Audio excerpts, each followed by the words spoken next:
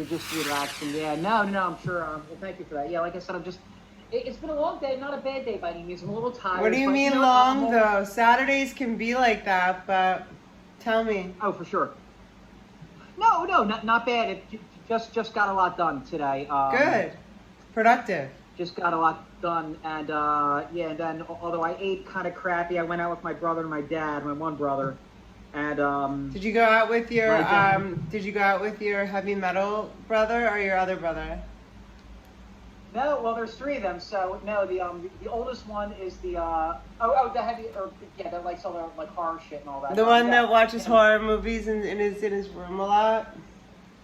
Yeah. My father would call him a recluse. What?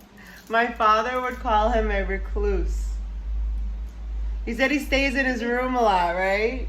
And he like listens to heavy metal or watches horror films. Oh no. Well, what do you call it? He does. We don't like necessarily the same music because I mean he's a lot older than me.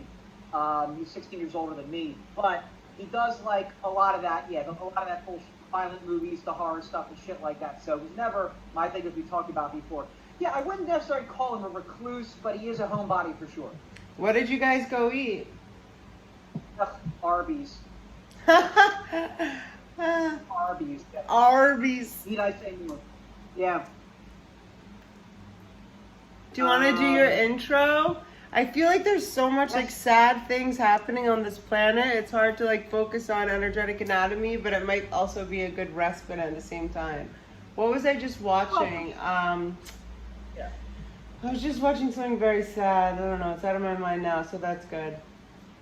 Oh, well, all the F-22 pilots are all F-22. All of our F-22s, which is 13, I believe, of them, which is our highest trained, highest paid pilots, walked off the job today instead of getting the magic stick. Oh, yeah, I don't... Oof. It's like a lot of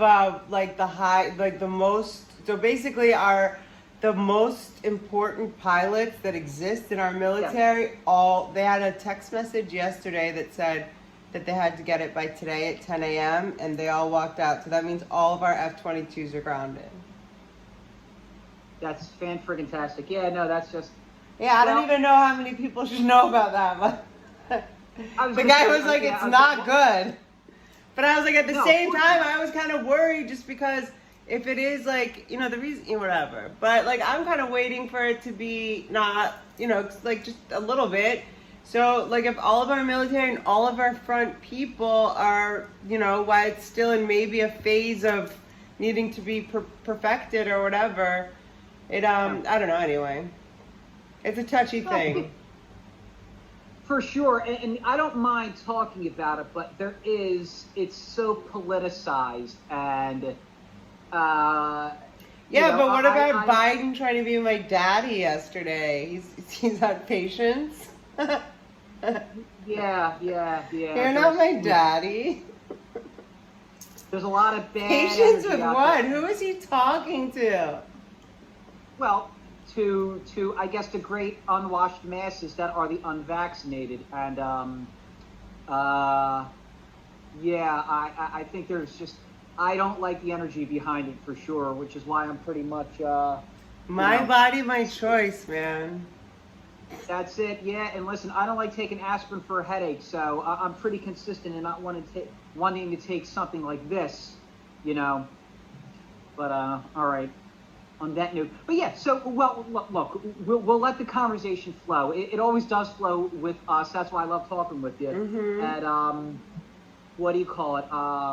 Just talk about what you were suggesting. You lead the way. I'm sure a lot of it can relate to my meditations and my energy, my sensual engagements and whatnot. Because it's been just friggin' I can't even describe it anymore. Have you been talking about stuff like that more on your recent podcast? Have you done a lot? What have you been up to? I guess it's been a month or so. Do you want to do your intro or? Yeah, let's do that. I'll do the intro. Hopefully I won't embarrass myself and let me start recording. That helps too. Alrighty, I can see my voice. So, what is up, everybody? Matt is here again for another new Apathetic Vegan podcast. And no doubt I'm repeating myself at this point, but it's the best kind of repetition, as I'm always grateful to have Ashley Cummings back on the podcast. Out of nothing else, Ashley, I really do love where these conversations go, as you bring a lot of honesty, energy, and light to them. So as always, thank you so much for your time this week. As always, I am so honored to be here, and thank you so much for having me. Absolutely, absolutely. And I mean that, like I say, I am, especially with these lead-ins and lead-outs, it's obvious. Sometimes, like, hopefully it doesn't sound like I'm reading from the notes too, obviously, you know what I mean, if that makes sense. But I tend to really engage with everybody, but with somebody like you that just doesn't hold back. And I like how you break the stereotypes. That always appeals to me. And you're just honest with who you are and the world around you. Like, that just appeals to me. What really stereotypes do you think I break? Well, if nothing else, and you've been out in California for so long, but it's like, I mean, we haven't met in person, so it's like, I don't know if you, say, dress the way somebody would assume a California gal in her, you're 40 now, like, do you wear the tie-dyes? Do you wear the yoga pants? How do you imagine I dress? Well, I guess I've certainly seen it on your Instagram enough where it probably, maybe you are a little more the stereotype in that regard, but it's just like more just, I don't know, to me, just like very unique to who you are. Bohemian, if that makes sense. It's true. Well, my ex-husband said it kind of perfectly. Well, this was when, especially like, and I guess a lot of my wardrobe is residual from that. When first things first, like I have no boobs. So I still basically wear just like tank tops that have shelf bras or like nothing. One time my mom said, Ashley she was like yelling at me, but she's in a wheelchair. I said, not yelling, which is how she is, like, do you want me to try this dress on? Try this dress on, put this dress on. And then she goes, put some Band-Aids on those mosquito bites. She's a natural double D. Anyway, so I tried like real bras for the first time in like my early 30s, and I still have a few. Like I'll use them as a joke kind of in videos and point out like that push-up bras are available. But other than that, my ex-husband would say, and this is when I was running around and teaching all the time, and it's still residual. My wardrobe is basically like yoga couture. He would say, like, I've been an ambassador for so many companies, and then I have just like, I'm kind of like Steve Jobs in a way. I have jeans that fit me and tops and like things that I like, and it's just very simple. Most of my clothes are like I've had forever. I get used clothes like on Poshmark, where I also sell clothes. So, but yeah, it's just brands that I like, and like very specific, like usually tank tops with shelf bras and a top over it. Like right now I'm wearing a Banana Republic V-neck cashmere. I always like cashmere, like light blue shirt with like my Rockin' Republic, not Rockin' Republic, I used to like them. Rag and Bone, because they're long. Most of my body is my legs. Rag and Bone, and then I have like a tank top underneath that just has a bra. So if I'm wearing a bra, that's how I wear a bra, basically. Yeah, I just throw stuff on. I'm kind of I'm a tomboy. I don't look so much like a tomboy, I guess, but I'm very much a tomboy, I guess. Which is like a girl that doesn't, I just put stuff on. Oh, yeah. And I wear onesies a lot. I mean, not when like lately it's been kind of hot for them, but I have like 10 onesies. That's like my uniform in the winter. Oh yeah, it helps you keep you warm. I mean, look, I think. No, I like it for the whole one thing and you're done. Oh yeah, well yeah. Oh jeez. I a lot of times. The various styles of dress that people engage, in a weird way, is basic. You're like athletic couture, right? I mean, I haven't checked your outfits on Insta.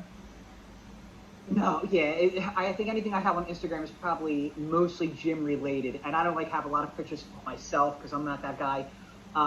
In general, on my Instagram anyway. But yeah, it would probably be from the gym and athletic related stuff. Like work stuff would be, I guess, just business casual, professional, whatever.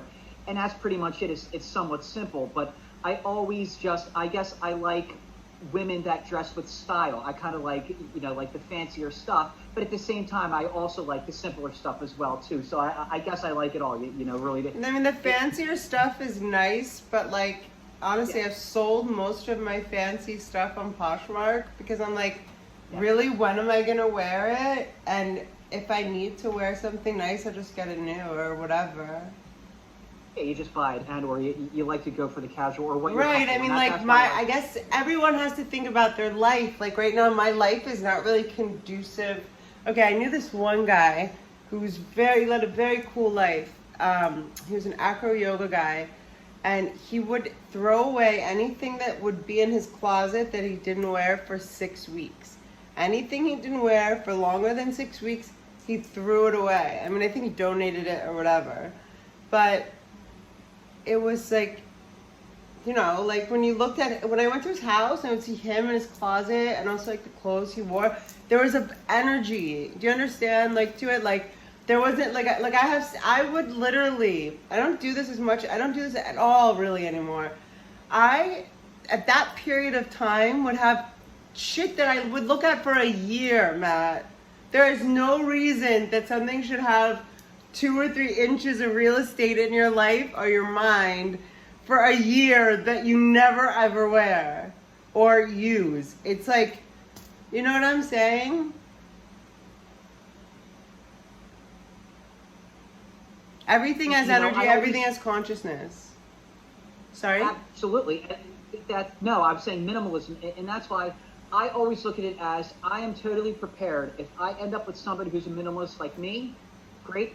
If I end up with somebody who likes like a lot of clothes and stuff like that and jewelry and shoes and stuff like that, that's great too. Because my logic is either way, I can put pretty much everything into my Toyota Corolla. I've said this before on the podcast for sure, except like household stuff and my furniture. All my possessions, clothes, just tech stuff, everything in my car. And it's a Corolla, so it's not a big car. And I like that. So I'm fine either way with whomever or wherever I end up. In that regard. And I think, at least for me, it's an unburdening because I was a little bit of a pack rat back in the day, but thank God not anymore. It's been so long, and I just really, I like to keep it plain, basic, and simple. I noticed, this is so funny, like, I have never been a person that's been able, like, okay, I lived once with a girl, she's still my friend, 10 years ago though, we lived together when I first moved to LA, her name's Kylie, and we lived in a house in Hollywood. Anyway, we do laundry and stuff. Anyway, I switched her laundry and she lost a sock. And she blamed me because I had put the wash in the dryer. And I was like, is it possible that you lost a sock? Like that it wasn't me, She looked at me like I was crazy. So I was 30, this is 10 years ago. She's like, lost a sock. Actually, I've never lost a sock. And I'm like, what's wrong with you? I've never not lost a sock. I don't have any socks that match. And in the last 2 years, I'm telling you, it's just obviously a manifestation from the way that I've, I guess, I don't know, I wouldn't say improved my mental processes, but something to that effect that I've honed it down. I don't lose socks. They match all the time. It's hilarious. But I think it just goes to show how, I guess, things will always sort of even out. Does that make sense? Caveat that as much of a minimalist as I am, if I end up with somebody who's the opposite, either, in a romantic setting or just in a roommate type setting, either way I'm good because at least my space is just high and tight and basic and, not cluttered at all. And, there's quite a few pack rats in my family. And and some that are just regular, but, either way. Pack rats, like a hoarder kind of? Yeah, I mean, not to that extent. The worst would probably be my father. And I mean, he is 81. So, and I think he had said back in the day, I never met his mother, my grandmother, of course, but he had said she was kind of the same way, and then he is the same way. But again, not a hoarder by any means, where he would be on that show. But just comparative to me, he is, so, but, a lot of people could be, or I could even have more than a lot of other people, so it depends. I like the idea that when you get rid of things that you don't regularly use or need, that you're open, and this is also not just things, but also like people, belief systems, whatever, that you make room for new stuff to come in, I'm kind of getting prepped in my head and manifesting my best for my series and whatnot. I think if it does take me out to California, it would be interesting, because I was kind of prepped for it in February of 2020 to kind of live out there, to just stick it out, to pursue my series and whatnot. I forgot. So you were planning to move here in February of 2020. I moved without moving, in a sense. Like, I was prepped for it. I mean, I would have had to come home and kind of get a few other things in order, and especially with like work and whatnot, but, I was prepped to do it. And in a sense, I am again. As soon as, the universe manifests, or as soon as I manifest through the universe and whatnot, obviously, positively as I can, and I'm trying a few different things, and I am seeing results, but, I'm very methodical in the way I do it. I'm there in mind, body, and spirit, and I think that's what counts. So I'm just waiting for maybe the universe to catch up, or for me to catch up with the universe. I'm not sure which is which, but I know I'm certainly ready. But it's like, you know better than me, through living out there, through virtue of living out there, that it's a crazy time in your state. I mean, I guess it's a crazy time everywhere, but it's like, I want to be with somebody that I trust, or in the area that I trust, or wherever I end up, that, the commute I know is going to be tough, because when I was out there for a month in 2020, like I said, it was rough for sure, but, do you have family or someone like really close that you trust, like family here? Well, no, I don't have any family out there, but I know enough people now, just through virtue of, this podcast. I mean, it doesn't have to be family. I mean, someone that you trust. There's no one in my family that I trust. I just mean, do you have like people that you trust, or one person? No, absolutely. Here in LA. Oh no, absolutely, yeah, no, multiple people. So are you saving up for like to have 3 months rent or something? Yeah, I mean, like, I don't think there's. I was thinking about that today. How what you just said. How I guess it's crazy in your state. I guess it's crazy everywhere. I was thinking about like a concept or something that was thrown out a while ago. That was sort of like, there's no like. Well, one thing was a paper that I wrote that was after a TED Talk by Brianna Brown, something Brown. Anyway, bulletproof and perfect. And like, she's like, there's no time that we're ever going to be bulletproof and perfect. It's about taking chances and stuff. And I was thinking about there never being a perfect time to make certain jumps. You know what I mean? That we feel like we're nervous about. It's like you just feel your stomach, like, or your intuition, like, you'll know. I got my hair cut today, and the woman's husband works in grip, like he does like set and stuff like that in the studio. She says he's nonstop working. Now, I mean, so things are like back in business again. Like Los Angeles is back in business.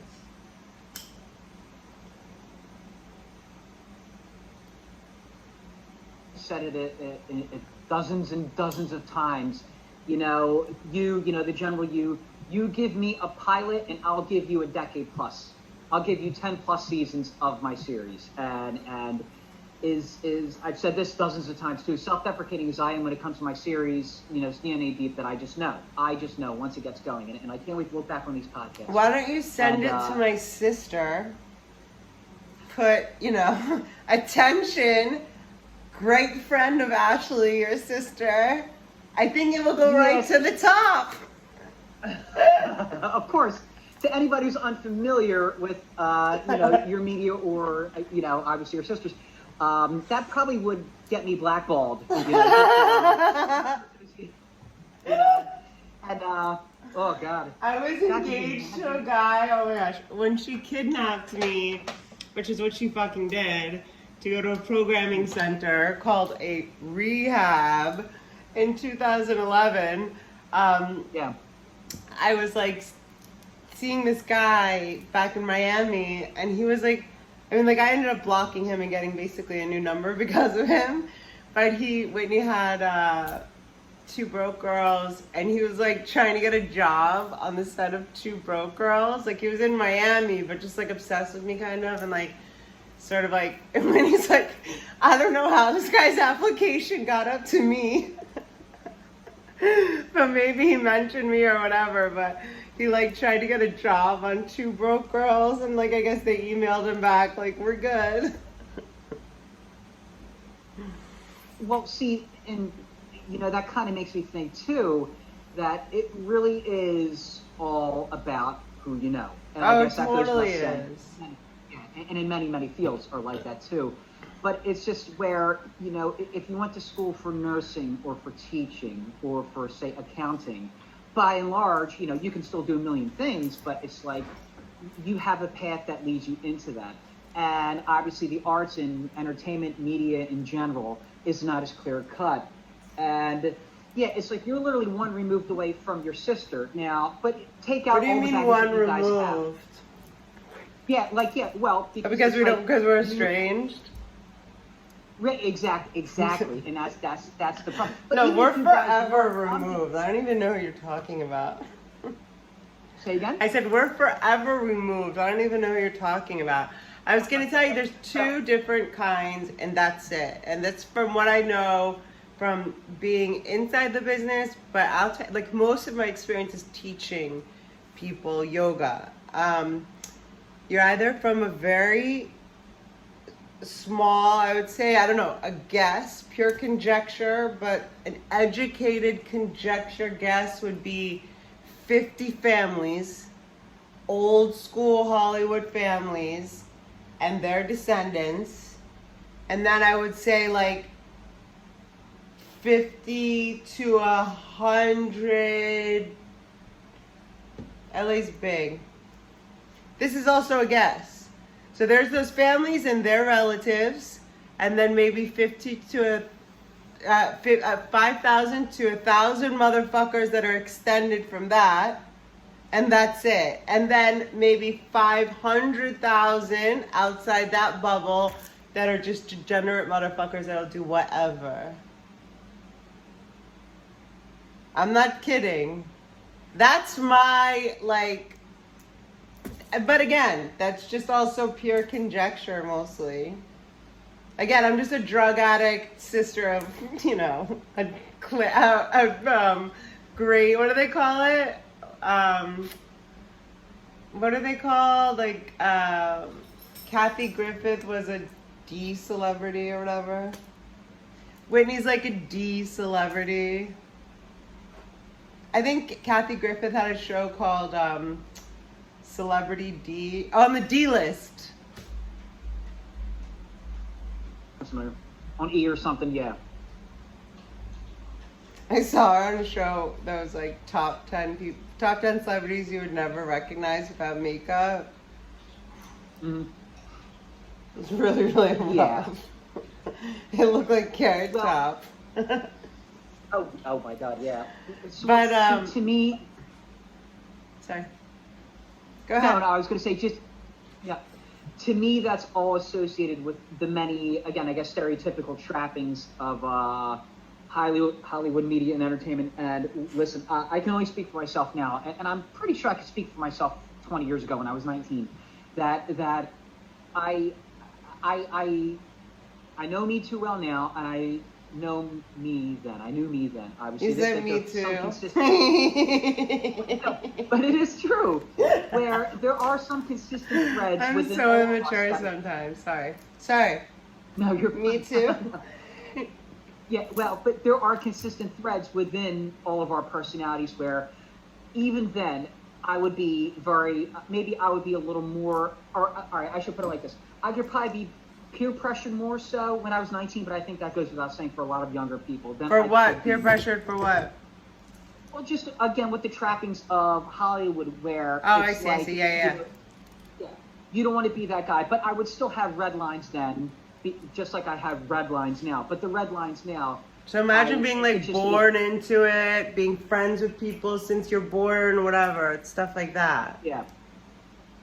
well, for sure, and and it's again, it's all who you know, but it's just all that just does not appeal to me. I literally just wanted to be Tame Camp. Tame is the name of my series, which is an acronym for, as anybody who's familiar with my media, y'all, Trident Adult Image Management. I love that. What is it? Trident Adult Image Management. Yep. Why Trident? Why Trident? Like for threesomes? No, I'm kidding. Why Trident? well, it's ironic because it's about the adult industry, but mainstream. Well, no, because it's the Trident that is part of the emblem within my series, within the incomplete infinity symbol, and it's a very thoughtful process that I put into this, because that, like my co-producer and I have talked about it a lot, Mary Rachel, and she is on the same page, thankfully, where she sees what I'm going for when I say that I just want this to be a universe in and of itself. Like, if we have to film out in California, great. Georgia, I know that's popular on the East Coast. Right, Atlanta, right? Yeah, exactly. And I'm not particular with any area, so I'm open. Maybe to all, since you're in New Jersey, you start in Georgia. Warm up. Oh, for sure. I don't know what that looks like, but yeah, well, it's all pretty much who you know and who would want to invest in any production companies, and we're working on that. But it's just like, I want to put my abundance, I want to put my money and what I engage into this series and making the best that it can be. And again, I don't fault anybody for engaging their money and their wealth and, again, their abundance in any way that they do, as long as it's, in a positive sense, as long as it's, done with the right intentions, as long as it's legal, in everything in between related to all that.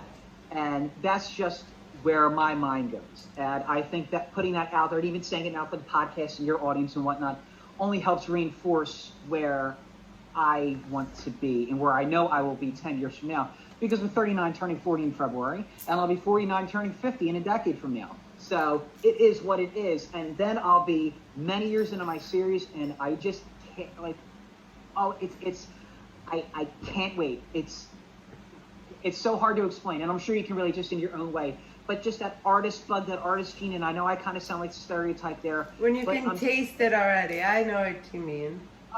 God help me, you are not wrong. I could taste it, touch it, smell it, see it, and hear it. I really can, and that's when I manifest, with my meditations and whatnot, because it's all there. It's all there.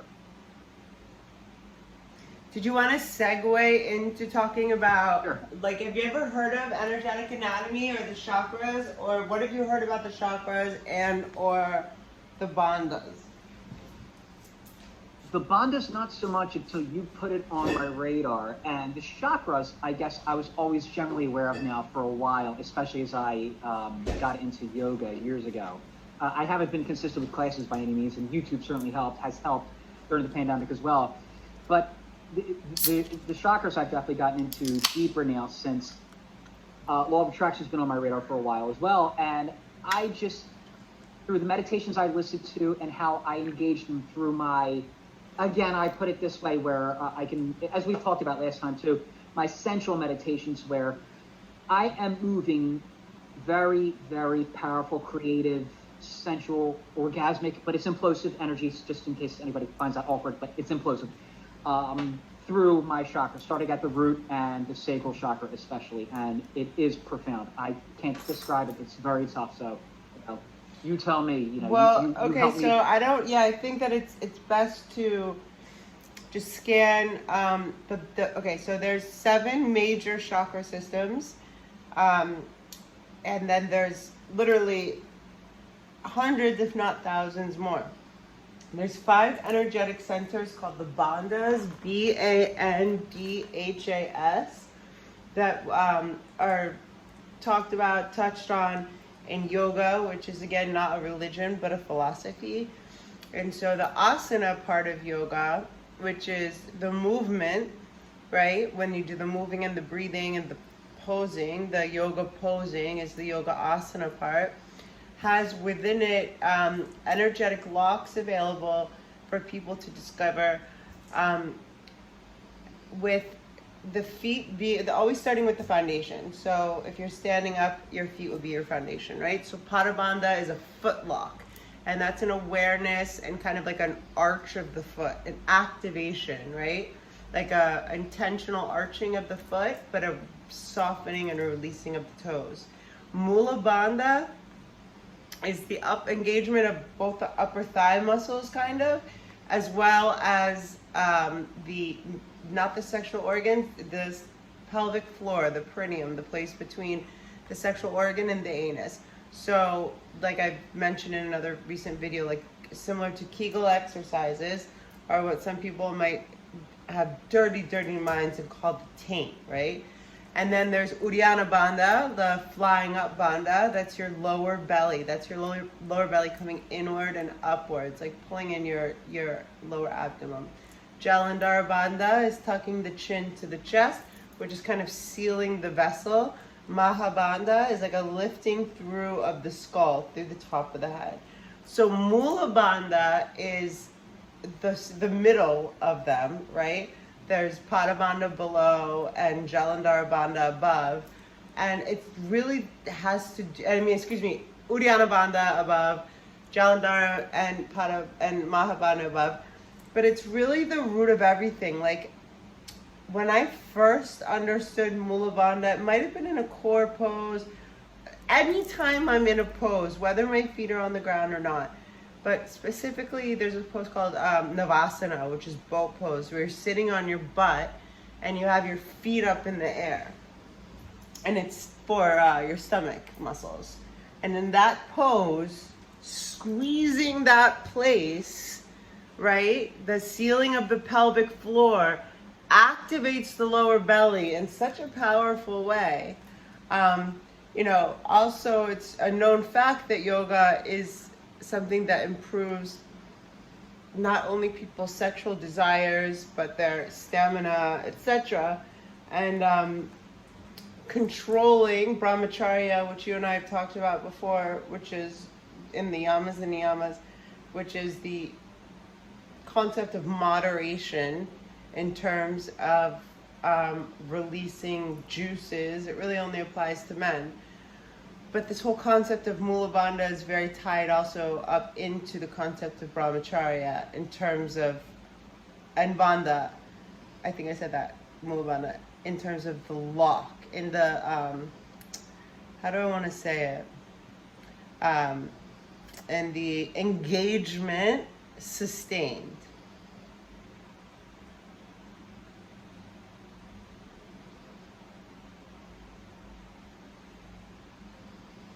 And I love how you know it chapter and verse. I mean, that's obviously a credit to what you do. Sorry, you just came on. I didn't hear what you said before. What, love? Oh, no, I'm sorry. No. I only heard chapter and verse. No, I was saying I love that, let me take a drink. I'm sorry. Sorry, I think I think there's a delay on my speaker. I apologize.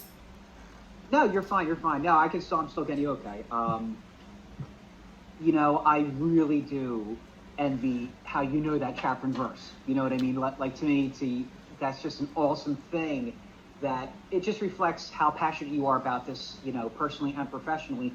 And like I say, I envy that for sure. And it's you triggered a lot there. And if nothing else, that's one of the things that I had really kind of seen through these YouTube videos, that was like kind of a consistent thread that they had said a lot, is kind of locking in that energy where, Kegling, or I had always called it Kegling. Well, Kegling is the only thing I can, it's not that. It is not even, Dr. Kegel, as far as I know, was not a yogi. But it's the only thing I can say that's appropriate beside, not everyone knows what the perineum is or the pelvic floor. Right. Oh no, for sure. But when you engage that, you keep the energy within you, and that's one of the things that or a lot of these videos that just went into like tantra. I would say that wrong. Sacred sexuality and whatnot, about how you kind of like you build up the energy and you keep it inside, and then you can move it within your. Remember, that's centers. The Kama Sutra, just a part of tantra. Right. Like we talked about before, exactly. Now, I haven't had a lot of luck getting it really up to my heart chakra yet, but I'm trying. I don't know if that's a like suggested intention or if you read that somewhere, but I've never heard of anyone intending to get that energy up to their heart. I don't know what you mean by that. Kundalini goes through the spine, your Sushumna column.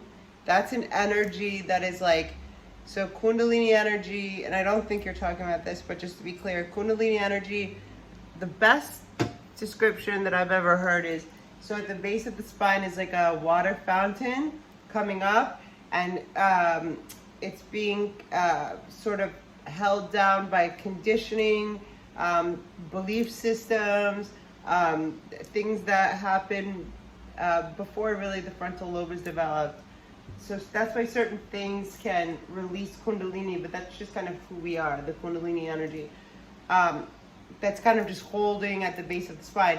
But that's in the back of the body. There's like different meridians and stuff. So which, I don't, like, I'm actually just thinking in my head, I don't think any person in Tantra, which again, Tantra just doesn't ignore the body, would ever advise that energy go up. There's something called Apana, A-P-A-N-A, which is a principle that there's energy that's always flowing down. For example, the menstruation is women are not necessarily encouraged to go upside down in headstand, forearm stand, or inversion poses while they're menstruating because of the principle of Apana in the body, that their blood is flowing down, flowing north, right? So they're not going to put their body up.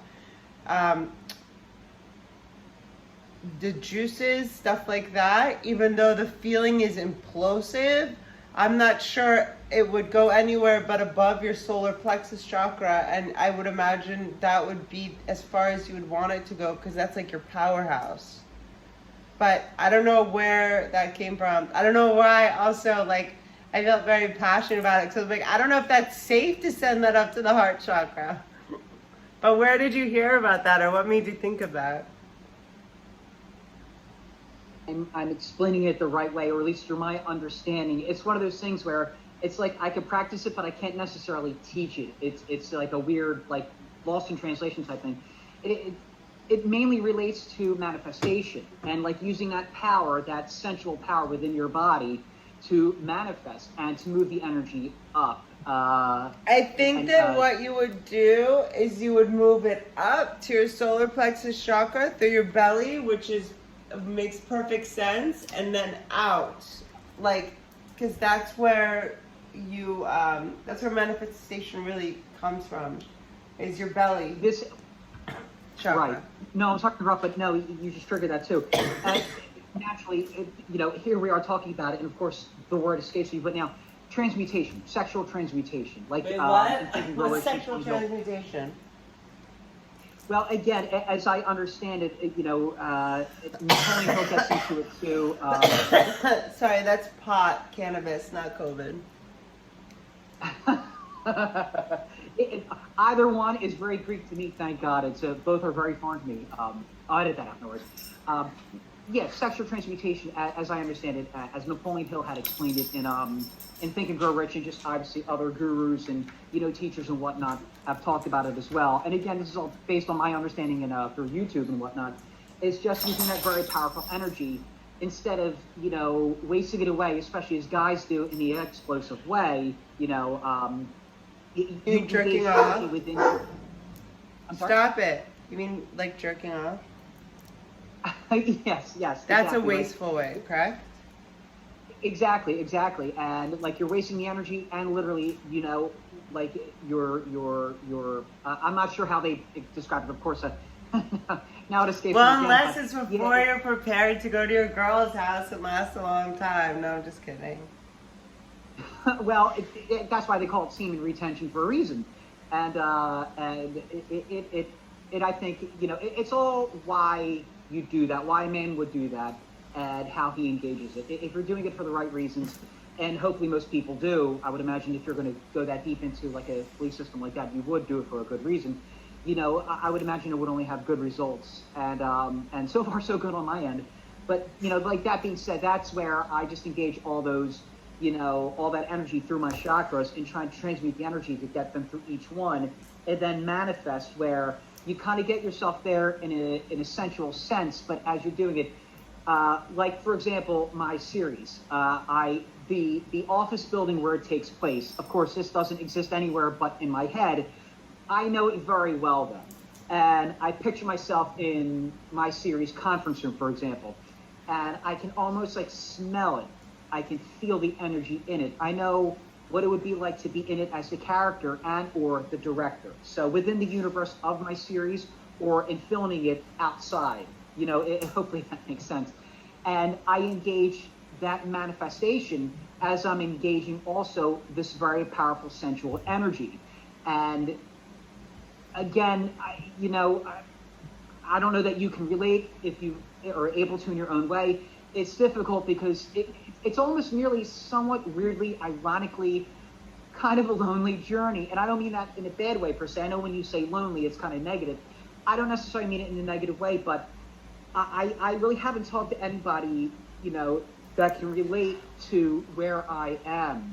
And I'm sure there are plenty of people out there, for sure, but it's just, it's just so powerful, at least powerful to me. So I obviously don't necessarily explain it in the best way, even though I'm a writer at heart by passion and profession.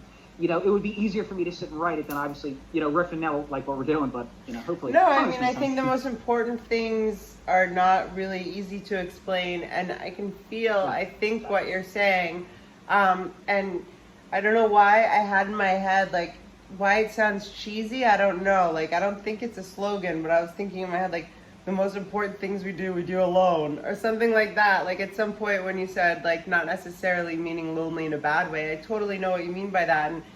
And all I can say is that I always support you and your creativity and everything that you do. I think we all have our ways of doing, like, I believe every human being has their own superpowers, and a stack of them, like a arsenal of them. And the more that we tap into that, the more, like, and I don't think there's necessarily, like, the more and more I feel like people, dogs, like, are telepathic, the more that we lean on not the five senses and realize, like, I think nonverbal body language has gone up to 90%. I wouldn't be surprised if masks had a huge thing to do with that. We have to depend on everything else but the face now, or most people have had to for a while. Like, you can't see smiles and a lot of stuff. But so also I think it's important that to not ever within yourself and your own internal process discount anything because you can't explain it perfectly or whatever. Does that make sense? Sorry, what? Yeah, and well, it's just, so few people can relate, or at least that I've talked to, and obviously I don't talk a lot about this with people in my life, and I see it very much as a healing energy as well. That's why I'll be very curious to see, whether it's my twin flame and soulmate, or just, name your description, or, whatever you would say in that regard. Use your specific way to describe, the love of your life, or your kindred spirit. Again, there are plenty of terms to describe it, but I'll be very curious to see if this energy, when combined with my partner, would be able to help heal that person and any of their baggage and negatives, because it really has done wonders for me. And thank God, I've had my own journey with a lot of negatives as well, but by and large, I don't have any severe ones that I need to heal. So I think, being able to access this energy, coupled with being a 39-plus-year-old virgin and a blank slate in that regard, where I've never exchanged sensual energy with anybody beyond myself, I think makes me very unique as men go and, people in general go, in that I'll be able to really kind of engage that energy with my partner, with her, in a way that will serve her in the best way that I think would include, again, healing, if need be. Again, I don't know if that makes sense. Here I am. No, it does. Again, I agree very much. You're able to hold a very unique space and a very generous space that, that the world needs. I think now, like there's I think there's a deficit of people that have the capacity to hold the unique space that you could hold, which is a non-judgmental, loving, you're not really easily triggered because you don't have a lot of damage to heal, but you're not judgmental either. So you can hold space for a lot of people that need to heal right now. And I believe the strongest and the most valuable of the spiritual warriors right now are in serious healing and in need of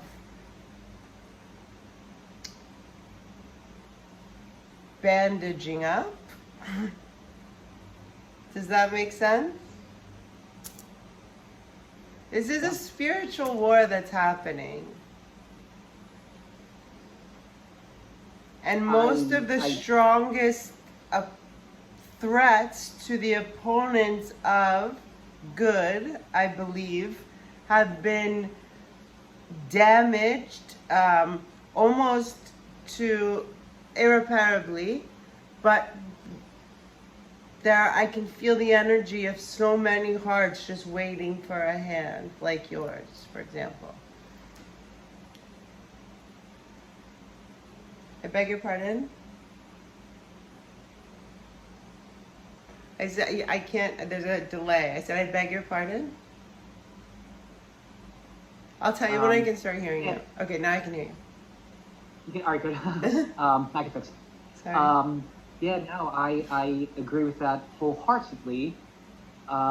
Because, see, for me, what better way to, not regret the good and the bad decisions I've made. Well, you never regret the good ones, obviously, but to not regret the bad ones, or to really look at them as bad, then to know that I was on this path to help. I don't know why, it just makes, it's just been dawning on me, I guess, as I've been engaging these sessions where it's like they're so powerful.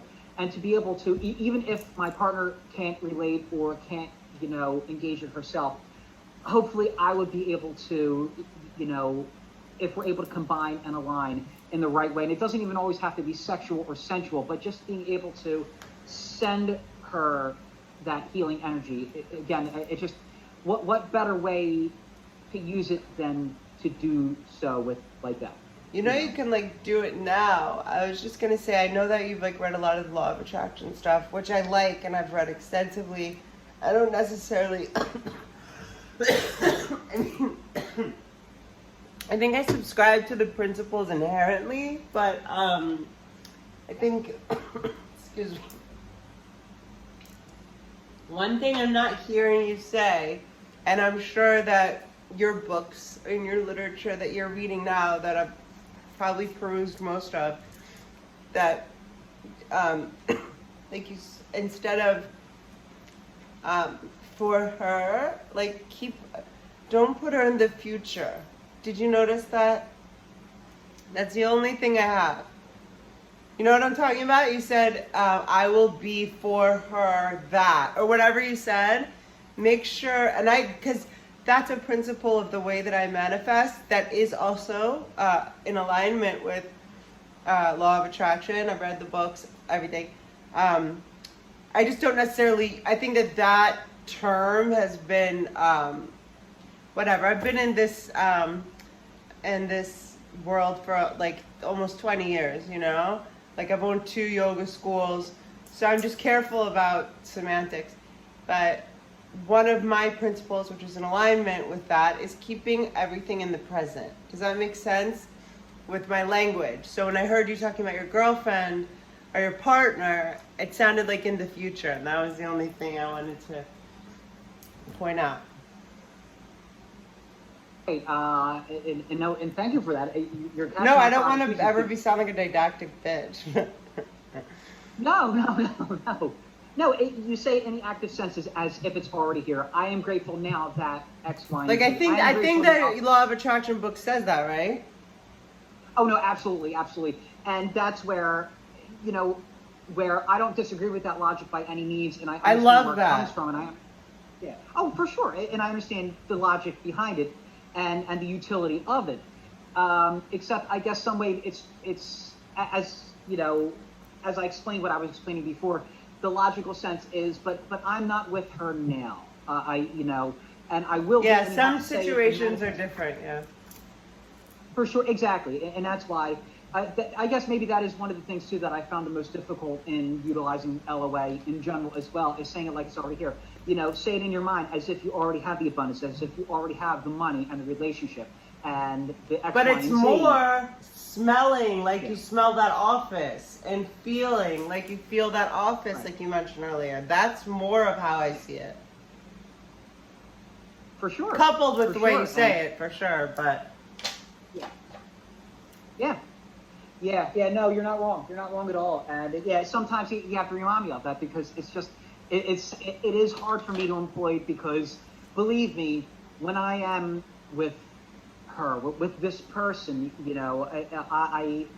I can't imagine that's why I'm at a very pragmatic stage in my life too, where when I was younger, it would have been different, no doubt. But I think I'll handle it differently now through virtue of being older and having been down this road for that much longer of a time as a virgin, as a single guy, as somebody who now has been engaging this energy for a while. And in a way, it's going to be hard to explain this to somebody who doesn't know what I'm talking about. And obviously, you know what I'm talking about, and it's still hard for us to communicate it properly. But I don't think it's hard. I think it's explorative. Right. I think it's like, good point.